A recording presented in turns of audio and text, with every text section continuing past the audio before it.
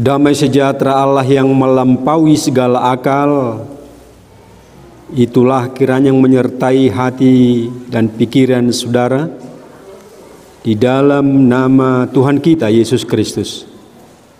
Amin.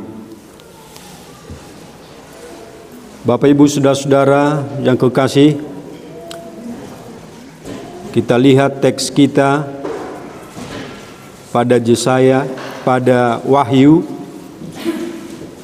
21 ayat 1 sampai 4. Wahyu 21 ayatnya yang pertama sampai keempat. Saya akan bacakan kepada kita bersama. Lalu aku melihat langit yang baru dan bumi yang baru. Sebab langit yang pertama dan bumi yang pertama telah berlalu, dan laut pun tidak ada lagi. Dan aku melihat kota yang kudus, Yerusalem yang baru, turun dari sorga, dari Allah, yang berhias bagaikan pengantin perempuan yang berdandan untuk suaminya. Lalu aku mendengar suara nyaring dari tahta itu berkata, "Lihatlah, kemah Allah ada di tengah-tengah manusia, dan Ia akan diam bersama-sama dengan mereka. Mereka akan menjadi umat-Nya, dan Ia akan menjadi Allah mereka. Dan Ia akan menghapus segala air mata dari mata mereka. Dan maut tidak akan ada lagi, tidak akan ada lagi perkabungan, atau ratap tangis, atau duka cita. Sebab segala sesuatu yang lama itu telah berlalu." Demikian firman Tuhan. Bapak Ibu, memang kenapa perkataan kematian, hamatean, selalu ditakuti orang? Perkataan kematian seolah-olah menjadi tabu bagi semua orang. Itu sebabnya kenapa kalau ada sebuah diskusi di sebuah rumah menyangkut soal kematian, pasti mereka berkata, "Satawi jabuon." Ini pertanda bahwa perkataan kematian sepertinya tabu bagi beberapa orang. Padahal kematian tidak akan bisa terpisah daripada kehidupan. Kematian adalah bagian daripada kehidupan. Saudara, teks kita pada pagi ini sebenarnya mau memperlihatkan ini. Ternyata kematian bagian dari kehidupan, harus kita telusuri lebih jauh, lebih dalam, supaya kita mampu melihat makna yang sebenarnya. Pada minggu akhir tahun gerejawi, ujung tahun gerejawi ini, dalam topik kita menyongsong langit dan bumi yang baru, ada dua hal, ada dua penekanan yang mestinya harus kita imani. Yang pertama, bahwa kalau kita memperingati peringatan bagi orang yang meninggal, itu pertanda bahwa kita juga tidak bisa terpisah, tidak bisa lepas dari kematian. Cepat atau lambat, kita memiliki giliran. Kita tidak tahu kapan giliran kita untuk meninggal, untuk mati dari tengah dunia ini. Tetapi yang pasti, yang jelas, saudara-saudara, saya juga pasti mendapat giliran akan kematian ini. Yang kedua,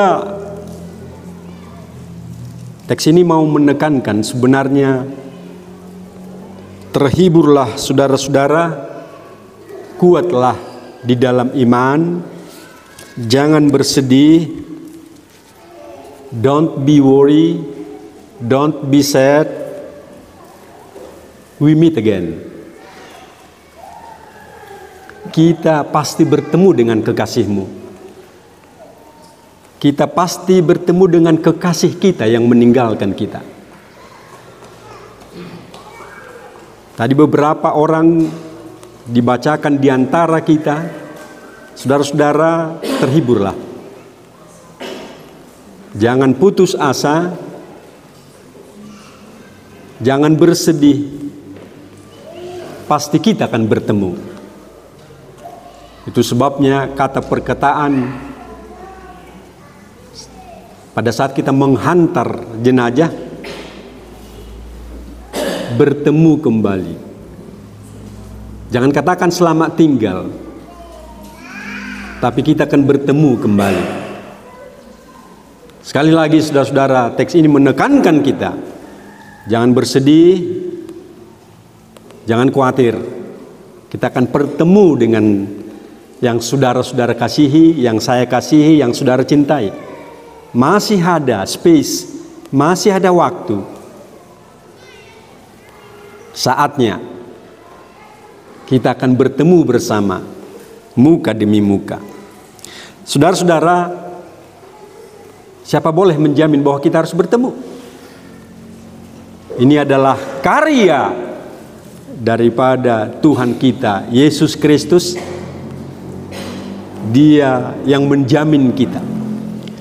Sebab Yesus Kristus yang kita percayai adalah anak sulung daripada kematian ini.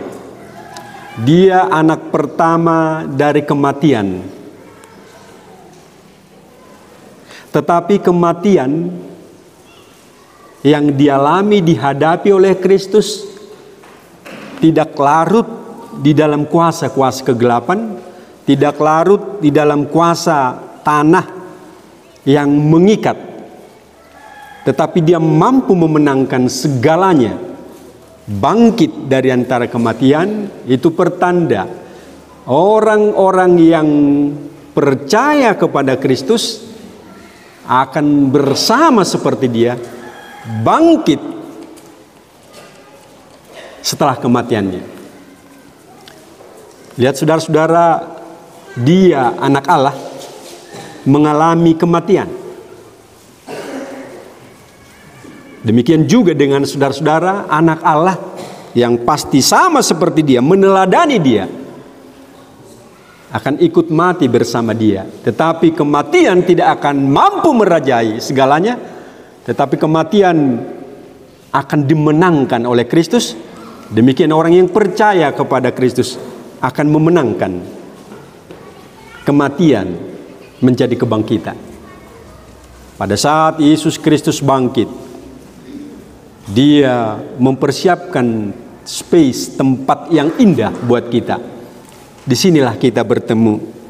Itu sebabnya Bapak Ibu dalam Filipi 1 ayat 21, bagiku hidup adalah Kristus dan mati adalah keuntungan. For to me, to life is Christ, to die is gain. Bahwa kematian adalah keuntungan. Kenapa? Karena saat kematian adalah sebuah jalan untuk bersama Kristus. Sebab dalam kematian yang sudah dimenangkan, kita akan mampu bersama dengan saudara-saudara kita yang hidup dan beriman ke dalam Tuhan kita Yesus Kristus. Nah, oleh sebab itu Bapak Ibu, inilah teks kita saat ini. Apa yang dipersiapkan Allah kepada kita, space, tempat yang indah yang dipersiapkan kepada kita dalam Wahyu 21 ayat 1 sampai 4 ini Aku melihat langit baru, bumi yang baru, sebab langit pertama, bumi yang pertama telah berlalu, laut pun tidak ada lagi. Aku melihat kota yang kudus, Yerusalem yang baru, turun dari surga. Lihat saudara-saudara, apa yang dipersiapkan Tuhan bagi kita di saat kita memenangkan kematian menjadi kebangkitan. Tuhan menurunkan Yerusalem baru, kota yang kudus, turun dari surga, bagikan pengantin yang berhias. Ternyata bumi yang baru ini tidak dipenuhi oleh derita, tidak akan dipenuhi oleh perkabungan, tidak akan dipenuhi oleh duka cita dan maut. Itu sebabnya dalam liturgi kita, kalau kita baca kembali, saya mau ajak saudara-saudara halaman 3 nomor 9. Halaman 3 nomor 9, mari kita baca secara bersama setelah P, epistel P, J. Mari kita baca, tetapi bergiranglah. Kita baca bersama. Tetapi giranglah dan bersorak-sorai untuk selama-lamanya atas apa yang kuciptakan, sebab sesungguhnya aku menciptakan Yerusalem penuh sorak-sorai dan penduduknya penuh kegirangan. Ini akan kita terima saudara-saudara secara bersama. Tuhan mencipta yang baru, Tuhan menurunkan Yerusalem yang baru. Nah, oleh sebab itu tak perlu pergi ke Yerusalem, cukup Yerusalem yang dihadirkan oleh Tuhan kini dan di sini. Yerusalem yang baru, yang kudus, tidak akan ada lagi maut, tidak akan ada lagi perkabungan, tidak akan ada lagi derita, tidak akan ada lagi siksaan. Dan Tuhan akan menjadi raja. Dia akan menjadi Bapa kita, dan Dia akan menghapuskan segala tear, air mata yang mengalir di antara kita. Kesedihan tidak akan ada lagi saudara-saudara, sebab kesedihan sudah dibalas dengan kegirangan dan sorak-sorai. Nah, kita akan bertemu di sana Bapak Ibu. Bagi saudara-saudara yang beriman, bagi saudara-saudara yang percaya dan mengikut Kristus, akan menerima Yerusalem yang baru. Saudara-saudara, inilah kebahagiaan kita bersama. Mari menerima ini, menerima apa yang indah dari Tuhan kita Yesus Kristus. Kristus menjadi teladan bagi kita. Itu sebabnya tadi kita menyanyikan Sai masih paida andona porseai dung sahat belakana Tuhan sonangani. 347 halaman 5. Kita coba nyanyikan bersama lagi. Halaman 5 nomor 347. Saya minta supaya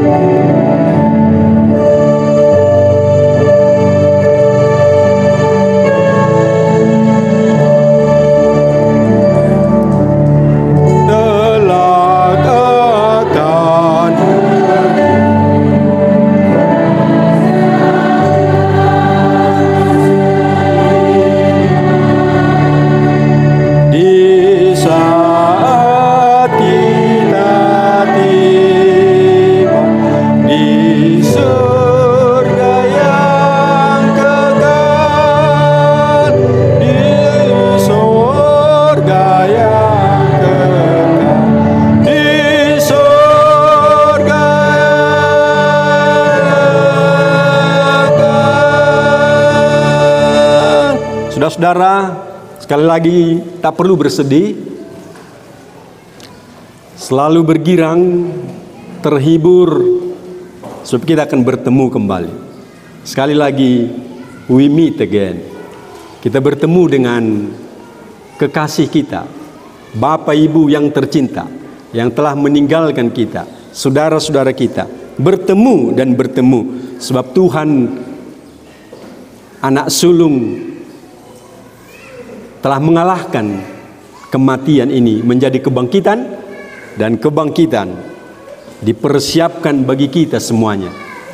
Yerusalem yang baru menjadi milik kita semuanya.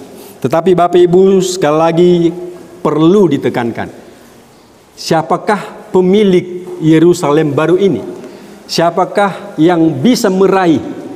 Bagi mereka yang menang, sekali lagi, hanya bagi mereka yang menang, Yerusalem baru akan menjadi bagian kehidupan mereka. Ini akan diberikan bagi saudara-saudara yang menang. Bagaimana mencapai kemenangan? Pastikan saudara akan menang.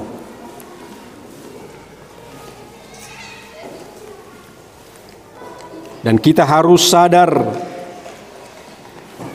mereka yang kalah, loss, akan menerima neraka. Di sana akan ada kertak gigi.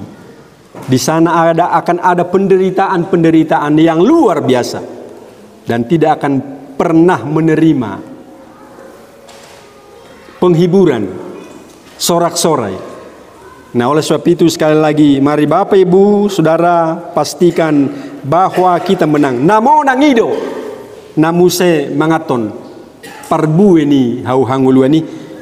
Itu yang dalam 251 ya.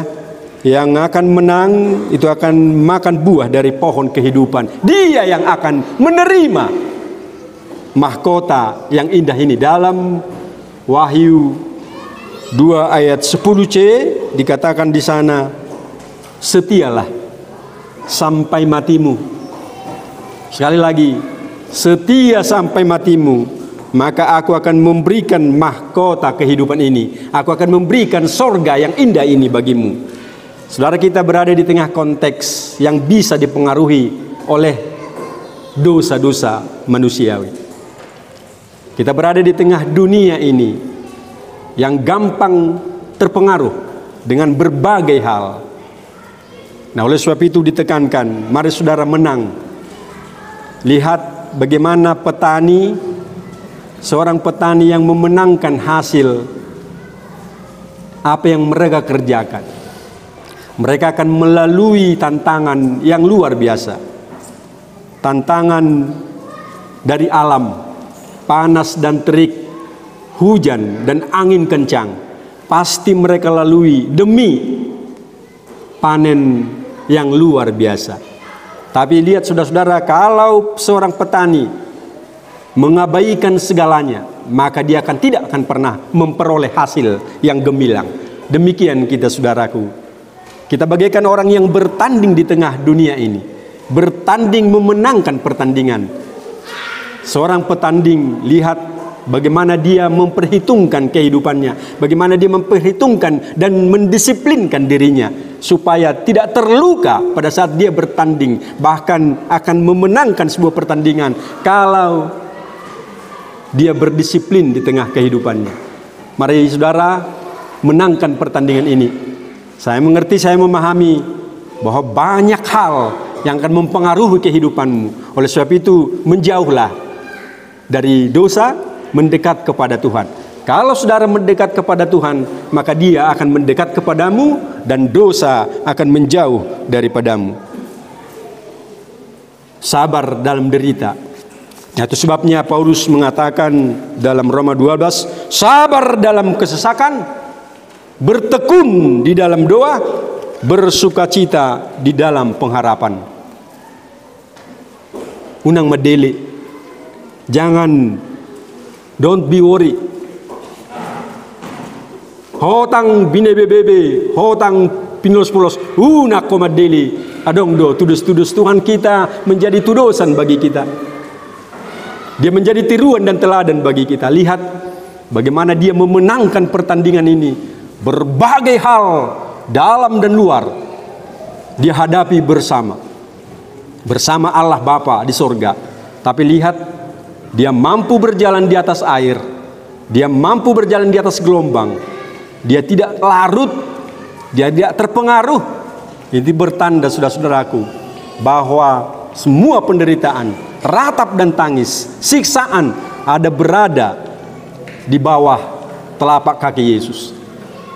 Nah, sekali lagi, saudaraku yang kekasih, bertandinglah dengan baik sampai kita menerima sorga kelak di tengah dunia ini. Saya tertarik dengan apa yang dinyanyikan lagu Ungu. Aku manusia yang takut neraka. Andai ku tahu kalau tiba ajalku, ya kan? Ku akan memohon Tuhan panjangkan umurku. Saudara tahu kenapa Ungu menginginkan supaya panjang umurnya di tengah dunia?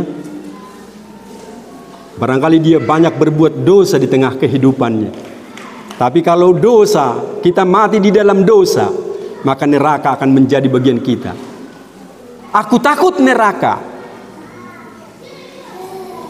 Tolong panjangkan umurku supaya aku di tengah umur yang panjang ini bisa bertobat untuk melepaskan segala dosa-dosaku.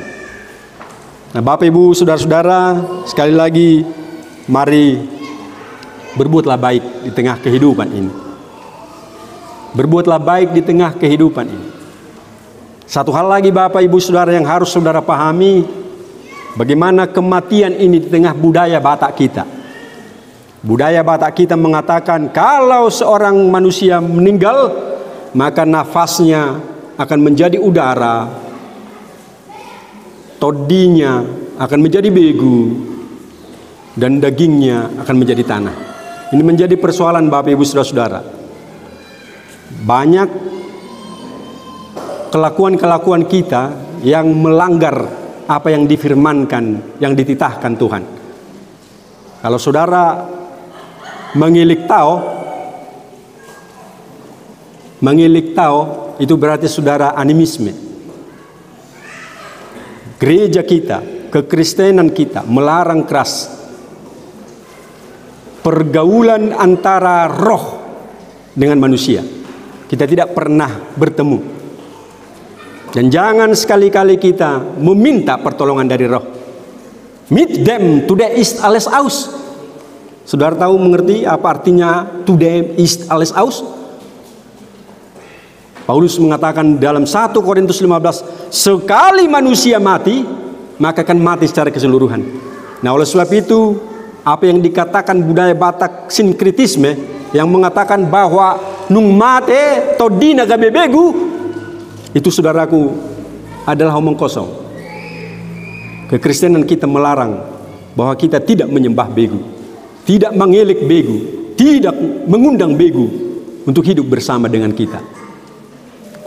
1 Korintus 15 sekali lagi ingatkan saudara, Paulus mengatakan manusia mati akan mati totalitas. Dan suatu saat kita akan dirubah dan dibangkitkan. 1 Korintus 15, pada saat bunyi nafiri, maka semuanya kita akan dibangkitkan dan diubah.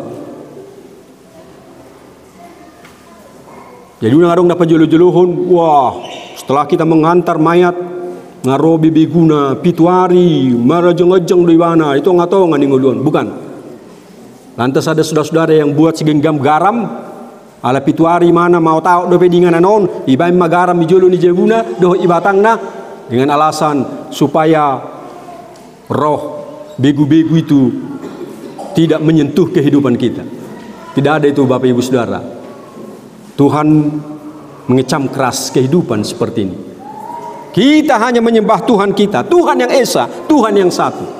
Nah, oleh sebab itu jangan mempertontonkan saudara-saudaraku, apalagi saudara Kristen, jangan sekali-kali mempertontonkan hasil begu di tengah-tengah kekristenan kita.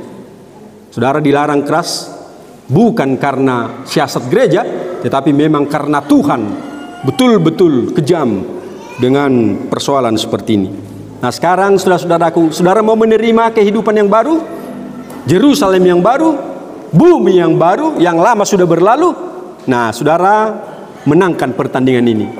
sabar dalam segala penantian, bertekunlah di dalam doa, unang madele di tengah-tengah kehidupanmu, berbuatlah yang baik, mendekatlah kepada Tuhan. Yerusalem baru bukan berarti tidak ada sekarang ini. Ini adalah sebuah apokalipsi, penglihatan ke depan. Tetapi sekarang, here and now, itu sudah terjadi. Hidup baru ada di tengah kita.